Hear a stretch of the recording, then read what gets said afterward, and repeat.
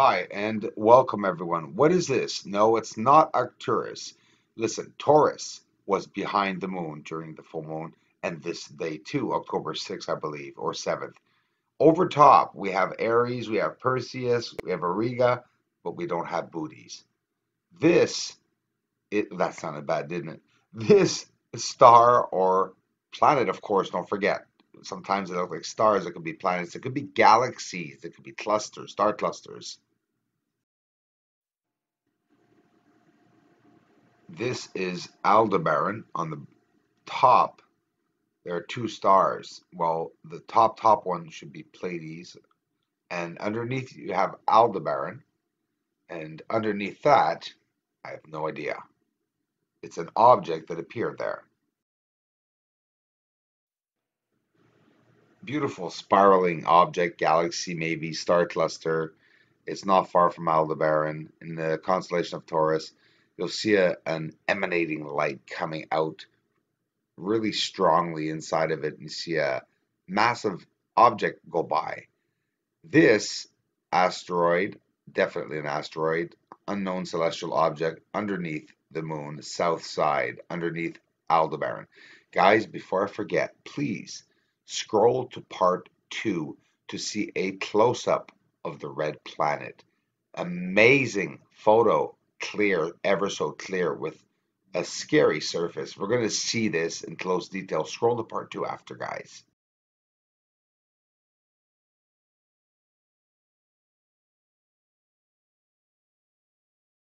So these are the objects that are around the moon and that were around the moon basically at the same time all together one another. What happens is that one day I was seeing one day I was seeing two, one day I was seeing just one. This small object appeared beside this bigger unknown object. I'm seeing two colors all the time, sometimes three now, blue. I'm seeing the red, but I don't know if this is the red one. This one looks very spherical actually, just wondering what the heck that's doing there. At that size, it's absolutely, I don't know how many times bigger than this one here. I mean, look, it's ridiculous. This is a huge object that's spotted beside the moon. This object here too, on the bottom, is just a squiggly object like an asteroid. This one here looks like a lemon. Now you see, why am I showing this one? Because at first I thought myself it was Arcturus, and it's not. This one on the bottom side of the moon, this one right here on the bottom side of the moon, I thought it was Arcturus, this one on the bottom, and it's not. Why? Because behind the moon it's the constellation of Taurus, and over top is Perseus, Auriga, and I'm going to show you that on the side of the moon, what's behind. And this beautiful star was a star that was acting up, flaring up in the constellation of Taurus, near the star 63 Taurus. We're going to go see a lot closer what was going on. Whatever it was, it's gigantic.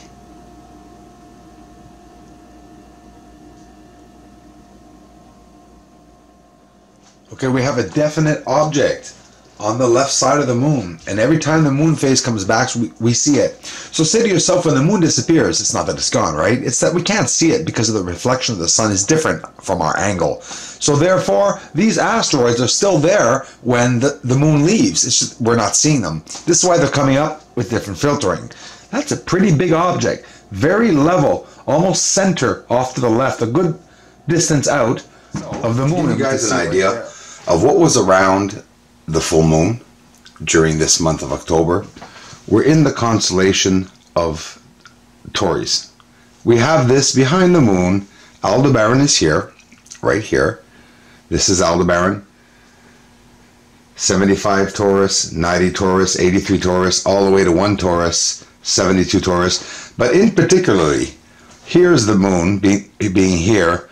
All this area right here, these objects right there are NGC objects, meaning deep sky objects. 97 Taurus, but aside from that, we have NGC 1647, 1655, and 1615. Something is going on in the constellation of Taurus around NGC 1655. These are clusters or galaxies, I haven't looked yet. They're in Taurus. And something is definitely huge that I'm spotting there.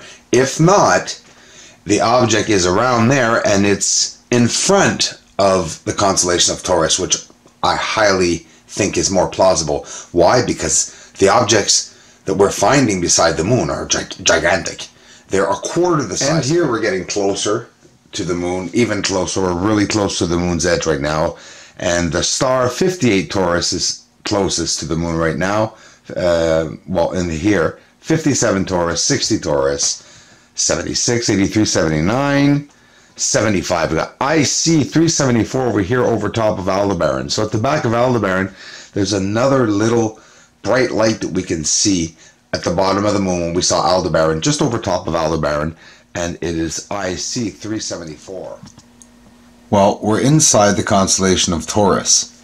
And Taurus, or like many say, Taurus, over here is 51 Taurus, the orange one, 52 Taurus underneath, 53 to the left, the two blue objects, and 63 Taurus is Hyades and Pleiades star cluster in the constellation of Taurus. And they say, some scientists are saying that Hyades is acting up, meaning the stars all move in the same formation in Hyades star cluster in the constellation of Taurus. And what happens is that they're all in the same gravitational hold. And what's happening is that they could be losing that hold.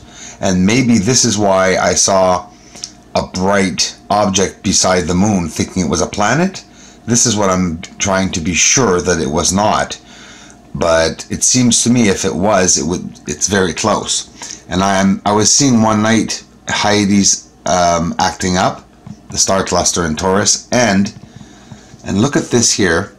Okay, so we have 51, look inside the sphere here. 253. We can see the actual sphere inside there, or fireball or whatnot, and all the gas and colors around it. You can see that. Often the planets, you look around the planets and you'll see these beautiful radiating gases around them, just beautiful colors.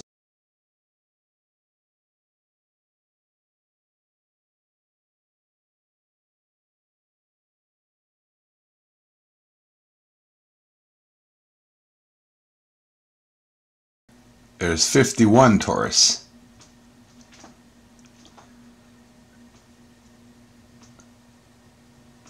And 52 Taurus. They look very much alike, almost the same size. 51's a little smaller. You know, stars are born inside of nebulae, which are gas clouds. And inside these gas clouds, there are clumps of hydrogen clinging to each other, and it forms at one point as the temperatures rise the first protostar. A protostar is a new star, a baby star if you want. And what happens is this star is so hot and it heats up inside its core that the temperatures rise and it causes it to start fusioning, nuclear fusioning inside it. And that's when it becomes a protostar. It grows, it'll fall out of the nebulae. That will cause massive stellar winds.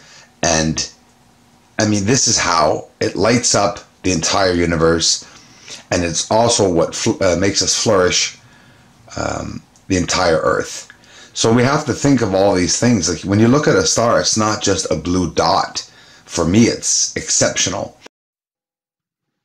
Guys, thanks so much for subscribing. These are the website contributors. Those just joining this channel for the first time and viewing it, we raised money. The community did for a 14-inch brand new telescope. The money arrived. I'm going to the bank Monday to change it. 1,000 left to come in. We're going to get the telescope Monday ordered. Next update will be on Monday. Thanks for subscribing, guys. Thanks for stopping by, the interest, and let's interact.